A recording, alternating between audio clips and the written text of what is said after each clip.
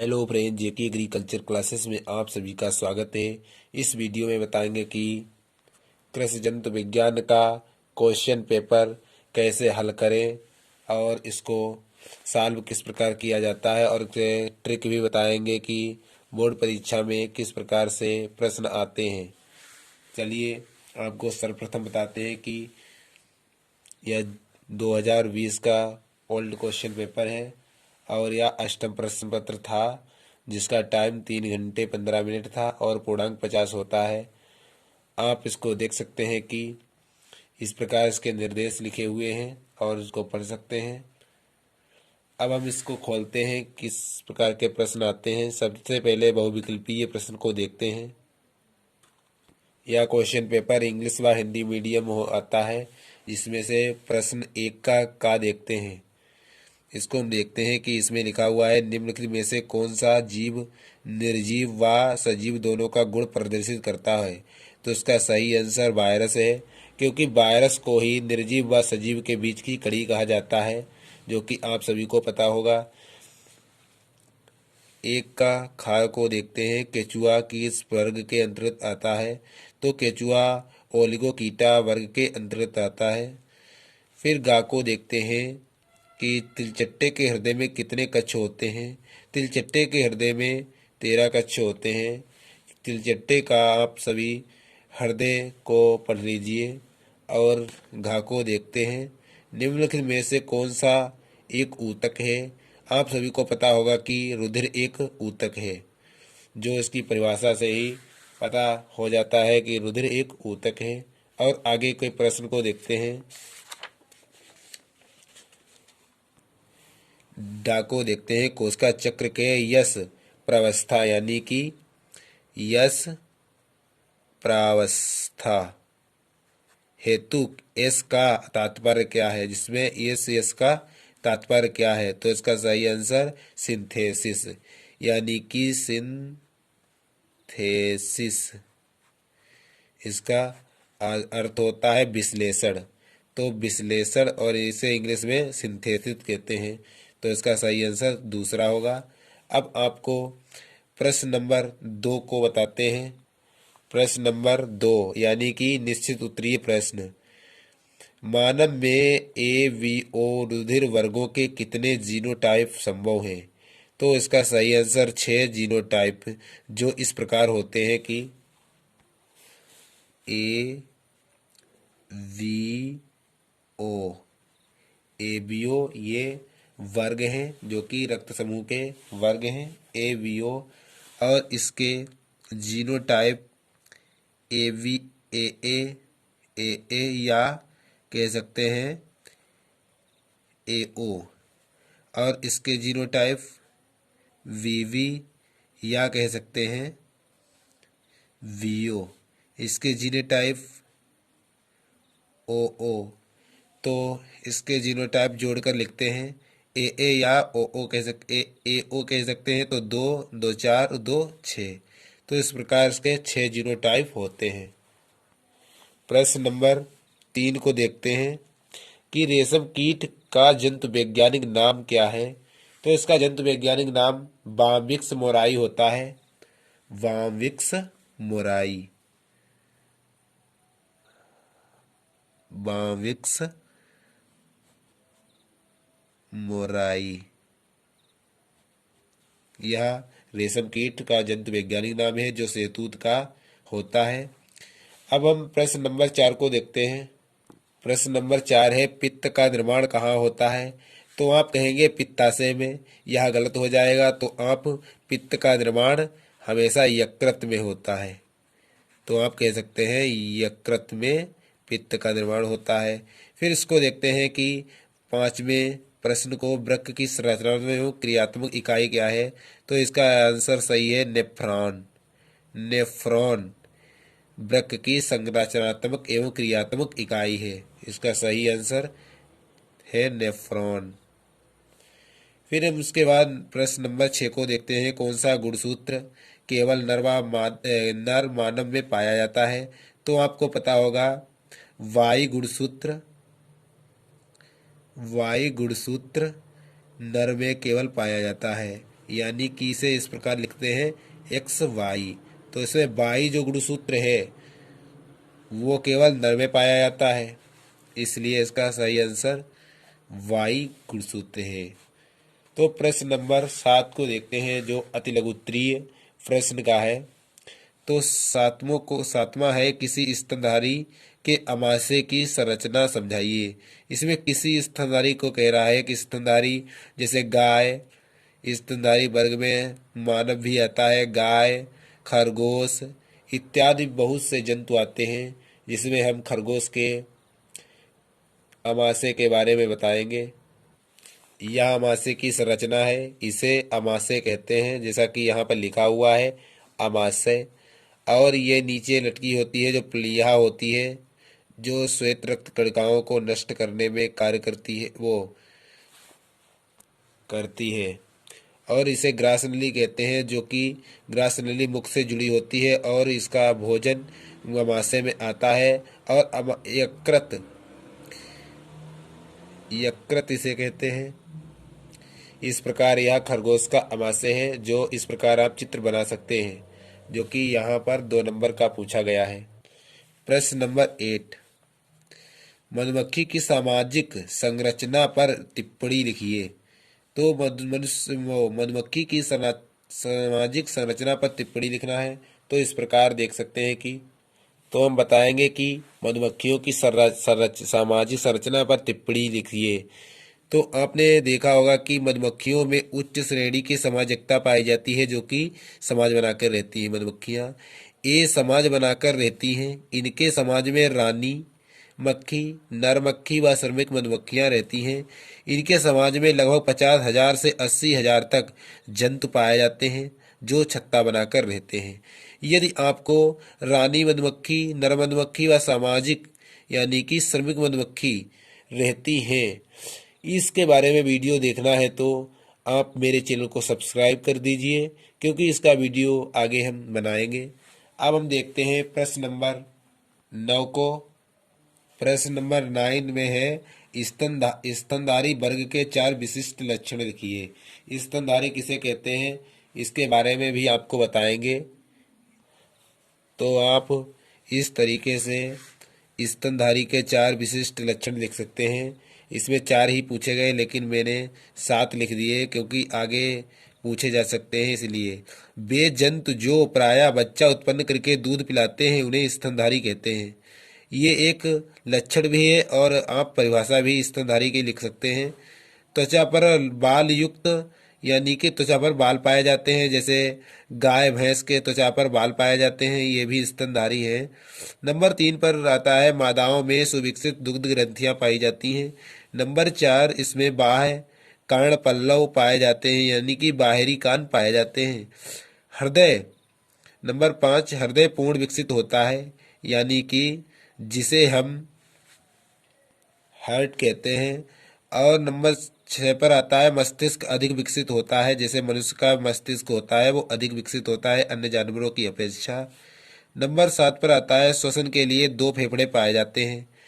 अब आपको स्तनधारी के उदाहरण बता दें कि जैसे जिन इसमें लिखा हुआ है कि जिन जंतुओं में दुग्ध ग्रंथिकाएं यानी कि दूध उत्पन्न करने का क्षमता होता है, उन्हें स्तनधारी कहते हैं, जैसे यहाँ लिखा है।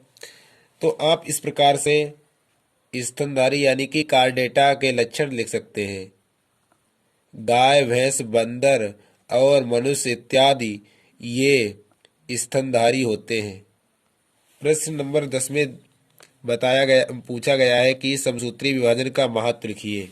इसका भी आंसर देखते हैं। समसूत्री विभाजन का महत्व हम देखते हैं कि नंबर 1, यह एक ऐसा विभाजन है जिसके अंदर बनने वाली कोशिकाओं पूर्णतया गुणों और संरचना में मातृ कोशिकाओं यानी कि माता कोशिकाओं की तरह होती हैं। नंबर 2 पर आता है, इस विभाजन के द्वारा बहुकोशिकीय संरचना का निर्माण होता है। नंबर 3, एक कोशिकीय जीवों में यह जनन एक तरीका है। जो एक कोशिकीय जीव हैं, जैसे अमीबा, यूग्लिना, पैरामीशियम इत्यादि में यह एक जन्म का तरीका होता है। तो इसके बाद हम प्रश्न नंबर 11 को देखेंगे। प्रश्न नंबर 11 यानी कि क्लासिफिकेशन ऑफ कॉकरोच, तिलचट्टे का वर्गीकरण। इसे भी देखते हैं कि किस प्रकार तिलचट्टे का वर्गीकरण किया जाता है। हम आंसर देखते हैं कि कॉकरोच यानी कि कॉकरोच को तिलचट्टा भी कहते हैं का वर्गीकरण। जगत एनिमेलिया, शाखा यूमेटाजोआ, प्रभाग वाइलेटेरिया, खंड यूसिलोमेटा, संघ आर्थ्रोपोडा, उपसंघ मेंटिबुलेटा, वर्ग इंसेक्टा, उपवर्ग टेरिगाटा, गण आर्थ्रोप्टेरा, वंश पेरिप्लेनेटा, जाति अमेरिकाना। और वंश और जाति से मिलकर बनता है वैज्ञानिक नाम यानी कि पेरिप्लेनेटा अमेरिकाना। यह द्विनाम पद्धति से लिया गया है, इसलिए पेरिप्लेनेटा अमेरिकाना इसका वैज्ञानिक नाम हो गया। और ये जो शब्द हैं जो लिखे होते हैं ये तिरछी लाइन में इसलिए लिखे होते हैं क्योंकि यह द्विनाम पद्धति के जनक लीनियस ने इस पद्धति को अपनाया था, जिससे जो वर्गीकरण होता है या तिरछे अक्षरों यानी कि तिरछे अक्षर या तिरछी लाइनों में लिखे जाते हैं। इसलिए इसमें आप जो वर्गीकरण होता है तो सभी वर्गीकरण यूपी बोर्ड परीक्षा में तिरछे लाइन में लिख सकते हैं। इसी प्रकार तो अच्छे से अच्छे मार्क मिलेंगे। इसके बाद हम देखते हैं प्रश्न नंबर 12 यानी कि अति लघुत्तरीय प्रश्न। 12 नर व मादा गोल क्रम में अंतर स्पष्ट कीजिए यानी कि बताइए। गोल क्रम किसे कहते हैं? एस्केरिस यानी कि गोल क्रम उसे ही कहते हैं। तो आप देख सकते हैं कि नर व मादा एस्केरिस के अंतर के बारे में नंबर 1 पर आता है। या लगभग 15 से 30 सेंटीमीटर लंबा या और 3 से 5 मिमी मोटा होता है। और इसमें मादा एस्केरिस को देखते हैं, इसमें लिखा है इसकी लंबाई 20 से 40 सेंटीमीटर तक, मोटाई 6 से 8 मिलीमीटर होती है। नंबर 2 को देखते हैं, इसके शरीर का पश्च सिरा अधर तल की ओर मुड़ा होता है। इसके शरीर का पश्च सिरा सीधा होता है मादा का। नंबर 3 देखते हैं, इसमें गुदा व जनन छिद्र अलग अलग नहीं होते हैं। आविष्कर छिद्र पश्च छोर के पास होते हैं। और इसको देखते हैं मादा एस्केरिस में, इसमें गुदा एवं जनन छिद्र अलग अलग होते हैं। गुदा पश्च छोर के तथा भग अग्र छोर के पास होती है। नंबर 4 आविष्कर द्वार से एक जोड़ा पीनियल सूक निकलते हैं रहते हैं, इसमें पीनियल सूक नहीं निकलते हैं। अंतर नंबर 5 पश्च एवं अग्र गुद अंकुर उपस्थित होते हैं। मादा में पश्च व अग्र गुद अंकुर नहीं होते हैं। तो इस प्रकार आपने गोल क्रम के अंतर के बारे में जाना। और इसके बाद हम बताएंगे प्रश्न नंबर 13। प्रश्न नंबर 13 में पूछा गया है अमीबा का नामांकित चित्र बनाइए और नामांकित यानी कि अंगों के नाम भी लिखिए। तो इसको देखते हैं। यह अमीबा की संरचना है यानी कि इसका नामांकित चित्र बना हुआ है। इसे केंद्रक कहते हैं और इसे खाद्य रिक्तिका कहते हैं। और इस बीच रिक्तिका को यानी कि परि रिक्तिका इसे कहते हैं। जो बड़ी है उसके आसपास जो माइटोकॉन्ड्रिया इन्हें कहते हैं। और ये बुंदक रूपी जो पदार्थ दिख रहा है इसे जीव द्रव्य कहते हैं। और इस धारी को यानी कि जो बाहर की तरफ होती है इसे कहते हैं मेम्ब्रेन यानी कि भित्ति या कोशिका कला भी कह सकते हैं। तो आपको जो ये संरचनाएं दिख रही हैं इन्हें कहते हैं कूटपाद, जिसे पादाप भी कहते हैं।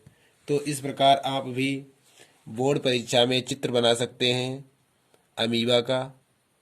इसके बाद हम बात करते हैं प्रश्न नंबर 14 की। प्रश्न नंबर 14 में पूछा गया कि लिंग संलग्न वंशागत से आप क्या समझते हैं, उदाहरण सहित व्याख्या कीजिए। तो इसका आंसर है लिंग संलग्नता को देखते हैं कि जो लिंग गुणसूत्रों पर जिन्स पाए जाते हैं उन्हें लिंग संलग्न गुणसूत्र कहते हैं। इनके द्वारा लिंग संलग्न वंशागति होती है। यह 2 प्रकार की होती है। नंबर 1 पर आता है एक्स लिंग संलग्न वंशागति, जो गुण जो एक्स गुणसूत्रों पर पाए जाने वाले जीन्स इन रोग के लिए प्रभावी होते हैं। इससे होने वाले रोग हैं नंबर 1 मरणांधता, नंबर 2 हीमोफीलिया। इसके बाद हम देखते हैं नंबर 2 पर एक वाई लिंग संलग्न वंशागति। जो वाई गुणसूत्रों पाए जाने वाले जीन्स इस रोग के लिए प्रभावी होते हैं। उदाहरण नंबर 1 पुरुषों में गंजापन, नंबर 2 कानों के बाहरी पर्ण पर बाल उगना। इस प्रकार प्रश्न पूछा जाए लिंग संलग्नता पर तो आप परिभाषा लिख सकते हैं और इसके उदाहरण भी लिख सकते हैं। अब हम प्रश्न नंबर 15 की बात करते हैं। प्रश्न नंबर 15 जो कि विस्तृत उत्तरीय प्रश्न है, यानी कि लॉन्ग टाइप आंसर। तो इसमें देखते हैं रेशम कीट के जीवन वृत्त का सचित्र वर्णन कीजिए, जो कि 6 मार्क का पूछा गया है। तो आप इसका सचित्र वर्णन इस प्रकार कर सकते हैं।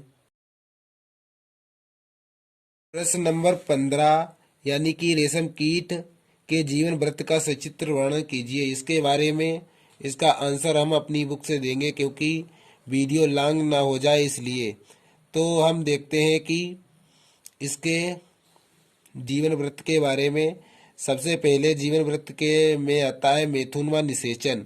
अधिक गर्म तथा नम दिनों में अर्थात जून जुलाई में प्रौढ़ नर तथा मादा की कीट मैथुन करते हैं और नर द्वारा मादा के शरीर में छोड़े गए शुक्राणु अंडों का निषेचन करते हैं। अंडरोपण फिर हेडिंग डालते हैं। मादा रेशम कीट निषेचन के कुछ ही समय बाद शहतूत की पत्तियों के आसपास निचले तल पर एक बार लगभग 300 अंडे देती है। मादा होती है जो एक बार में 300 अंडे देती है। मादा इन अंडों को एक लसदार तरल द्वारा चिपकाकर एक तथा ढककर रखती है। अंडे शरीर के बीज जैसे हल्के पीले तथा चिकने होते हैं, बाद में गहरे रंग के हो जाते हैं। उचित तापक्रम पर लगभग 10 दिन के बाद प्रत्येक अंडे से एक डिंभक निकलता है।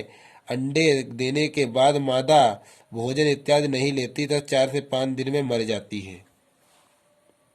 उसके बाद हम हेडिंग डालते हैं अंडोदभेदन। लगभग 10 दिन बाद अंडे से एक नन्हा डिंभक निकलता है जिसे हम इल्ली कहते हैं। इसे डिंभक कहते हैं और इसे इसे ही इल्ली कहते हैं। फिर हेडिंग डालते हैं इल्ली। इस इल्ली की सफ़ेद रंग की अक्रियाशील अवस्था होती है। यह अक्रियाशील होता है। यह लगभग 6 सेंटीमीटर लंबी होती है, कुंडली बनाकर रहती है। इल्ली का शरीर 13 खंडों में बटा होता है, जो कि इस प्रकार है 13 खंड तक। यहाँ तक शरीर पर झुर्रियाँ होती हैं। सिर व उपस्थित मुख उपांग में मैंडिबल युक्त होते हैं। इन्हीं की सहायता से यह बहुत तीव्रता से शहतूत की पत्तियों को खाती है। यह अपने जीवन काल में 4 बार त्वक पतन करती है या मल्चिंग करती है। 1 माह के काल में नन्ही सी इल्ली से 6 से 8 सेंटीमीटर लंबी भारी भरकम हो जाती है। रेशम बनाने वाली ग्रंथियां में परिवर्तन होते हैं। फिर इल्ली के वक्ष पर 3 जोड़ा टांगे होती हैं। उधर 10 खंडों में बटा होता है। वक्ष पर 5 ठूठदार कूटपाद यानी कि 1 2 3 4 5 6 7 8 कूटपाद होते हैं। इस प्रकार शरीर पर कुल 3 + 5 यानी कि 3A और 5A बराबर हो जाते हैं 8 जोड़ा टांगे होती हैं, जिसे कूटपाद कहते हैं। फिर हम देखते हैं कि श्वसन हेतु शरीर के दोनों और कई जोड़े श्वसन रंध्र होते हैं। शरीर पर रुधिर परिसंचरण तंत्र हेतु शरीर के अंदर एक लंबी रुधिर वाहिनी होती है। अंदर के 8वें खंड के पृष्ठ तल पर एक गुदा श्रृंग तथा शरीर पर 15 जोड़ा निर्मोची ग्रंथियां होती हैं। निर्मोची ग्रंथियां से स्रावित रस निर्मोचन से सहायता करता है। शहतूत की पत्तियां खाकर इल्ली 5 से 6 दिनों बाद निष्क्रिय हो जाती है और इस समय इसका पहला निर्मोचन होता है। पहली त्वचा के फटने से भीतर से बड़ी इल्ली बाहर निकलती है, जो क्रियाशील होकर फिर तेजी से पत्तियां खाने लगती है और वृद्धि करती है। लगभग 1 सप्ताह बाद इसका चौथी बार निर्मोचन होता है। इसके पश्चात यह यह खाना बंद कर देती है और कोए का निर्माण करती है। प्यूपा उसका कोया। इल्ली विश्रामावस्था में आ जाती है सिर उसके सिर के दोनों और लार ग्रंथियां विकसित रेशम ग्रंथियां से स्रावित एक प्रकार का चिपचिपा पदार्थ है जिसे हम लेम्बियम के सूक्ष्म रंध्रों द्वारा निकलता है। यह पदार्थ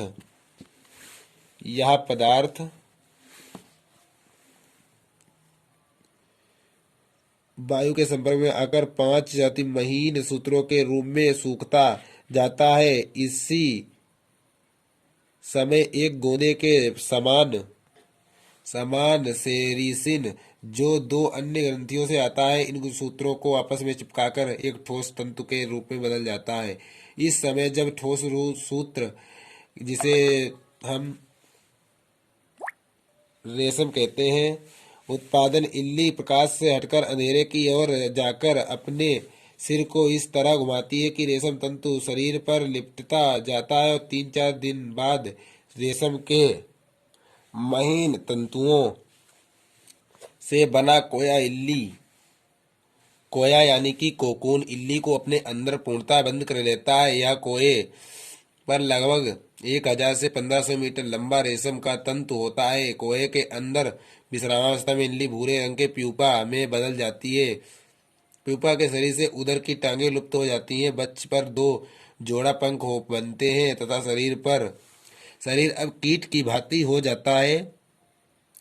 यह शिशु कीट ही कोए से तोड़कर बाहर निकलता है जो रेशम या रेशम शलभ कहलाता है। एक रेशम कीट का जीवन चक्र लगभग 56 दिनों में पूर्ण होता है। नर व मादा शलभ कोए से निकलने के शीघ्र बाद ही मैथुन करते हैं तथा 3 से 4 दिन में मर जाते हैं। इस प्रकार आप इसके जीवन चक्र के बारे में जान गए होंगे।